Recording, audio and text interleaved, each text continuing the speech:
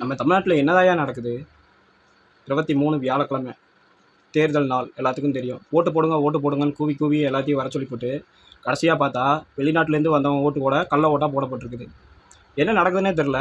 தேர்தல் அதிகாரிகளும் வந்து பார்த்திங்கன்னா இப்போ அரசியல்வாதிகளுக்கு கைக்கூலியாக மாறிட்டாங்களோங்கிற டவுட் வந்து பார்த்திங்கன்னா இப்போ ஹெவியாக வர ஆரம்பிச்சிருச்சு.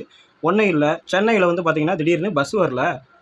இதே வந்து தீபாவளி பொங்கல்னால் சிறப்பு பேருந்தெல்லாம் விட்றாங்க, தேர்தல் நேரத்தில் பஸ் வரல. என்ன ரீசன்? அதே மாதிரி கோயம்புத்தூர்லேயும் வரல, திருப்பூர்லேயும் ஒரு சில சில இடத்துல வரல, ஒரு சில மாவட்டத்தில் முக்கியமாக வரல. இதுக்கெல்லாம் காரணம் என்ன? சில பேர் சொல்லுவான், என்னன்னு தெரியுமா, மொத்தத்தையும் வந்து தேர்தல் ஆணையம் வந்து கண்ட்ரோலில் வச்சுருக்கு, அதனால் இந்த கேள்வி கேட்குறதா இருந்தால் நீங்கள் வந்து அரசாங்கத்தை கேட்க முடியாது, நீங்கள் கேட்க வேண்டியது தேர்தல் ஆணையத்தை தான் அப்படின்னு சொல்லிட்டு. அப்படி கிடையாது. இதில் வந்து பார்த்திங்கன்னா எலெக்ஷன் கமிட்டிக்கும் ப்ளஸ் வந்து பார்த்திங்கன்னா இப்போ ஆண்டுட்டு இருக்கிற அரசாங்கத்துக்கும் சம்மந்தம் இருக்குது. ஓகேவா? ஸோ அதனால தான் வந்து பொதுவாக எல்லாருமே அந்த கேள்வி கேட்குறாங்க. எல்லாருமே படிக்காத முட்டாள்கள் கிடையாது, படித்த முட்டாள்களும் இருக்கான், படிக்காத முட்டாள்களும் உள்ளே இருக்கான். ஸோ நான் இதை வந்து பார்த்திங்கன்னா விமர்சனம் பண்ணணும்னு பண்ணலை. கேவலம் ஆட்சிக்கு வரணும்னு கள்ள ஓட்டு போடுறானுங்க. திருச்சி கிழக்கு எல்லாத்துக்கும் தெரியும், ஃபேமஸான ஊர். ஸோ விஜய் நிற்கிறாரு. ஸோ இதனாலேயே அது ரொம்பவுமே ஃபேமஸ் ஆச்சு, ஸ்டார் தொகுதின்னு அழைக்கப்பட்டுச்சு. இந்த ஸ்டார் தொகுதியில் அப்படி தான் வந்து பார்த்தீங்கன்னா நைட் 1 மணிக்கு மேலே கள்ள ஓட்டு போட்டிருக்கானுங்க. என்ன நடக்குதுன்னு தெரியல. ஆனால் போலீஸ் பாதுகாப்போட எல்லா விஷயமும் நடக்குது. தட்டி கேட்க வேண்டிய போலீஸே வந்து பார்த்தீங்கன்னா கைக்கூலியாக சேர்ந்துக்கிட்டு பின்னாடி கேவலம் எல்லாமே மணி தாட்டில் வந்து மணி மைண்டில் இருந்துட்டு எல்லாத்துக்கிட்டையும் வந்து பணத்துக்காக சப்போர்ட் பண்ணி கள்ள ஓட்டு போட விடுது. அவன் ஜனநாயக கடமை ஆட்டுறதுக்கு 2 லட்சம் 1.5 லட்சம் செலவு பண்ணி வெளிநாட்டில் இருந்து வந்தால் ஓட்டு போட முடியாது அவள் நிலை ஏற்பட்டு இருக்கு.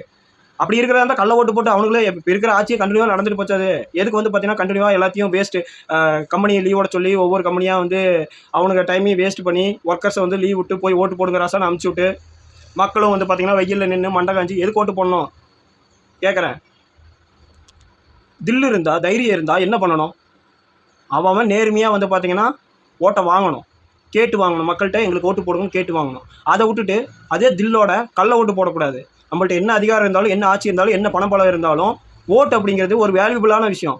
இதைவே ஒரு சில வருஷத்துக்கு முன்னாடி வந்து பார்த்திங்கன்னா இந்த சலான் கொடுத்து பண்ணிகிட்டு இருந்தாங்க, மடித்து உள்ள பெட்டியில் போடுறது.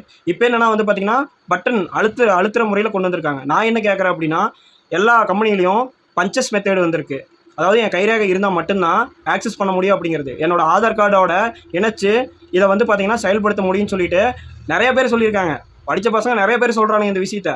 நீங்கள் ஆக்சஸ் பண்ணலாம் ஆதார் கார்டு மூலிமா நீங்கள் ஆக்சஸ் பண்ணி மொபைலுக்கு மெசேஜ் வர மாதிரி பண்ணலாம் அப்படின்னு சொல்லிட்டு அந்த சிஸ்டத்தை கொண்டு வாங்க ஐயா. அதை விட்டு போட்டு கேவலமாக வந்து பார்த்திங்கன்னா அரசியல்வாதிக்கு பின்னாடி தேர்தல் ஆணையம் போயிட்டுருக்கு. இன்னும் என்ன நடக்குதுன்னே எனக்கு ஒன்றும் புரியல.